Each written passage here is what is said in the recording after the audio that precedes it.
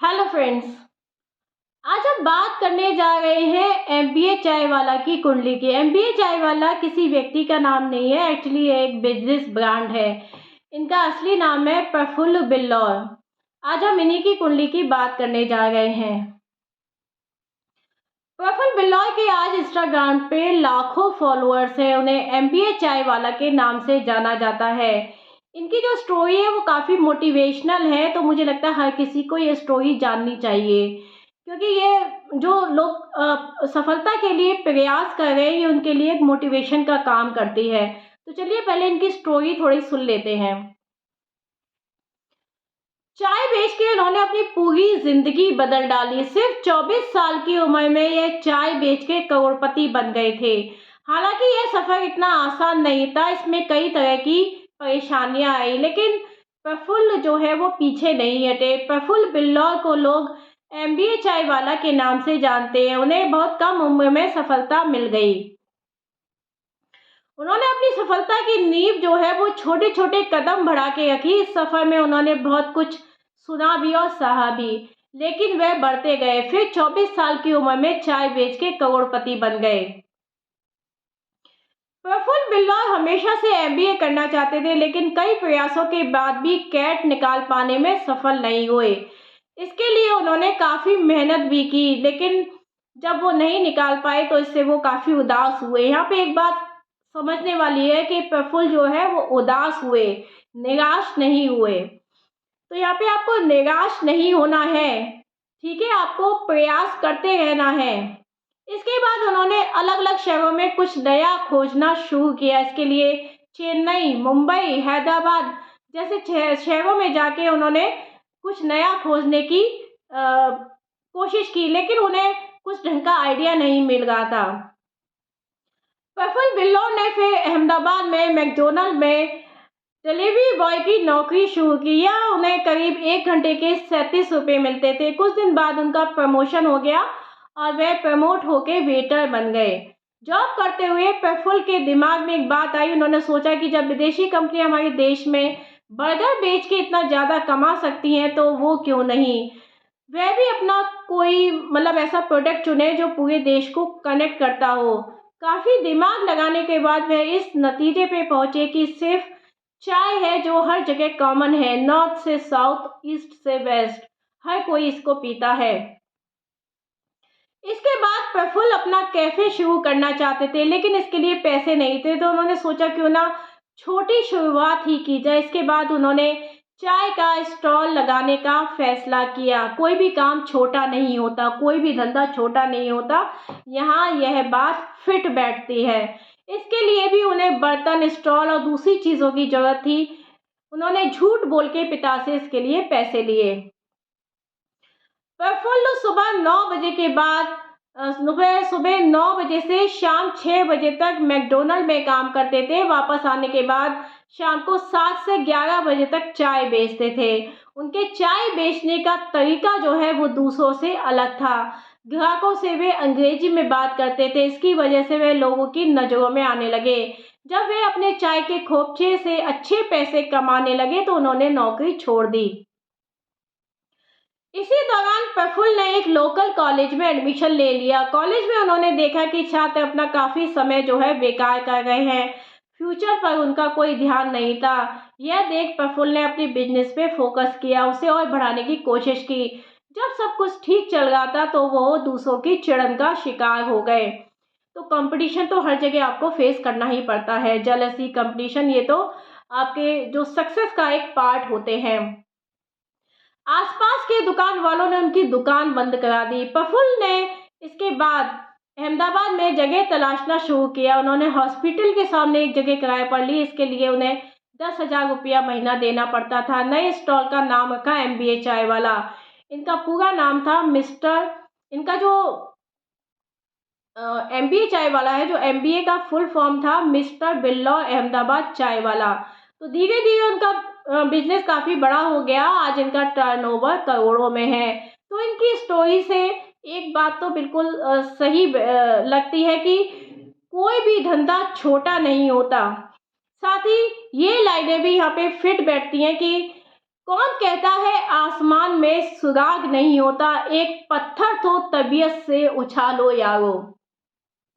तो चलिए देखते हैं इनकी कुंडली में आखिर ऐसे कौन से योग है जिन्होंने कि इनको सिर्फ 24 साल की उम्र में एक ब्रांड बना दिया, एक सक्सेस स्टोरी इन्होंने लिख दी।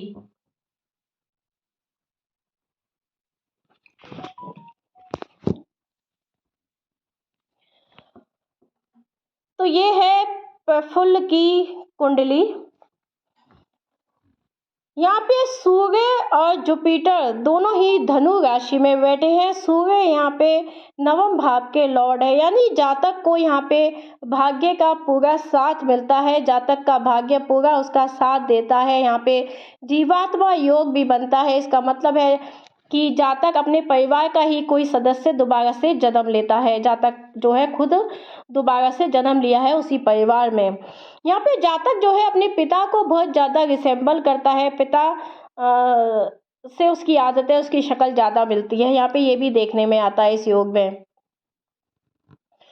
साथ ही यहाँ पे अब अगर हम देखेंगे तो त्रिकोण बहुत ज़्यादा स्ट्रॉन्ग है। यहाँ पे लगन लॉर्ड खुद अपनी राशि में है, नवम का लॉर्ड जो है लगन में बैठा है लग्नेश के साथ में, साथ ही पंचम भाव का लॉर्ड जो है वो उच्च का होकर द्वितीय भाव में बैठा है। तो बहुत ही स्ट्रॉन्ग त्रिकोण यहाँ पे बनता है। ये त्रिकोण जातक को 100% सफलता देने वाला है। ऐसे योगों में जातक को जो है अपने प्रयासों में सफलता मिलती है। साथ ही ऐसे जातक जो है नेम फेम रेस्पेक्ट भी प्राप्त करते हैं।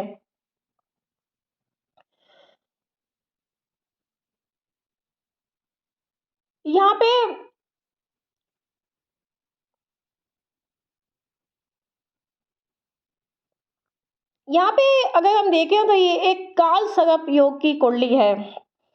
काल सर्प योग की कुंडली है। राहु दशम में है, केतु चतुर्थ भाव में बैठा है। राहु यहाँ पे अपने मित्र की राशि में बैठा है और दशम भाव में राहु जो है, जो मालफिक्स होते हैं वो 3, 6, 10, 11 में अच्छा रिजल्ट देते हैं। तो यहाँ पे राहु 10वें भाव में बैठा है। वैसे भी कहा जाता है राहु 10 में दुनिया बस में।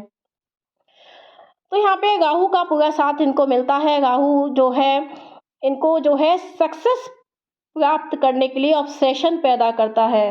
दसम भाव में बैठ के राहु जो है दसम भाव की चीज़ों को जो है पाने के लिए ऑब्सेशन पैदा करता है। यहाँ पे राहु के त्रिकोण में मंगल और बुध आ जाते हैं। तो जातक यहाँ पे अपनी वाणी के द्वारा द्वितीय स्थान क्योंकि वाणी का होता है, तो वाणी के द्वारा जातक जो है सफलता प्राप्त करता है। ऐसे जातक जो है साहसी पराक्रमी तो होते ही है, साथ ही बुद्धिमान चतुर चालाक भी होते हैं। साथ ही जातक जो है एक कॉमन चीज़ को भी मतलब एक कॉमन चीज़ को भी एक विशेष बना के बेच देता है। बहुत अच्छा सेल्समैन ये योग जातक को बनाता है।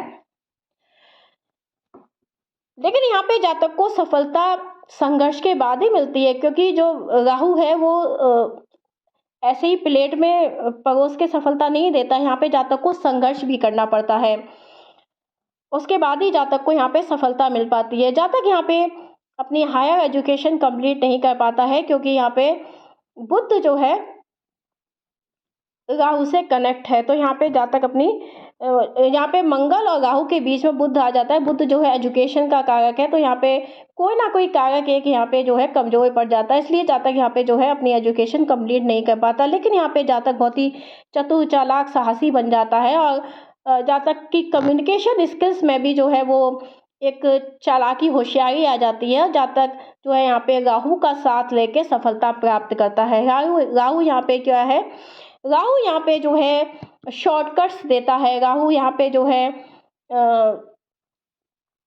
कोई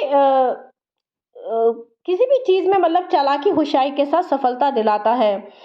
तो चाय जो है, चाय भी जो है राहु का ही एक प्रोडक्ट है।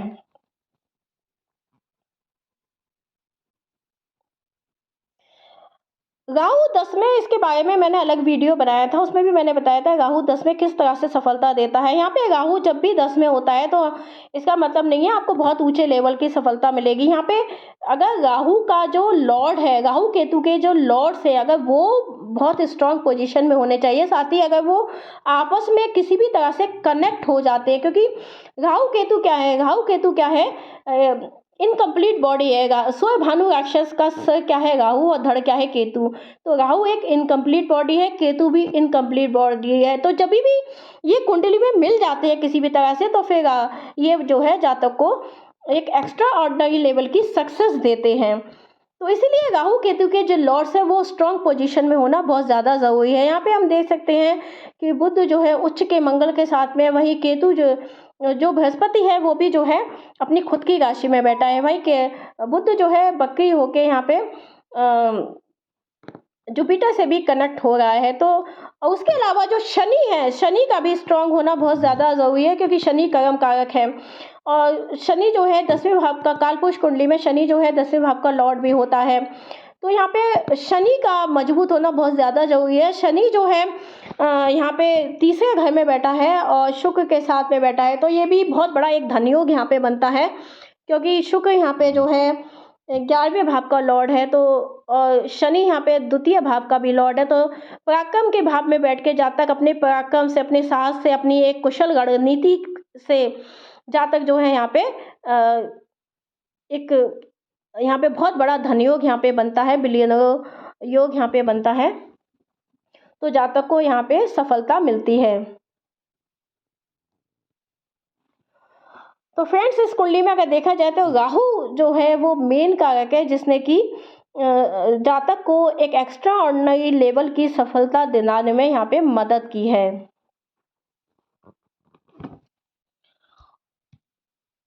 तो ये थी MBA चायवाला की कुंडली के दुर्लभ योगों के बारे में जानकारी। यदि आपको ये वीडियो पसंद आया हो तो इसे लाइक करना मत भूलिएगा। यदि आप हमारे चैनल पे नए हैं तो हमारे चैनल को सब्सक्राइब कर लीजिएगा, बेल आइकन को प्रेस कर दीजिएगा, ताकि आपको नई वीडियोस के नोटिफिकेशन टाइम से मिल जाए।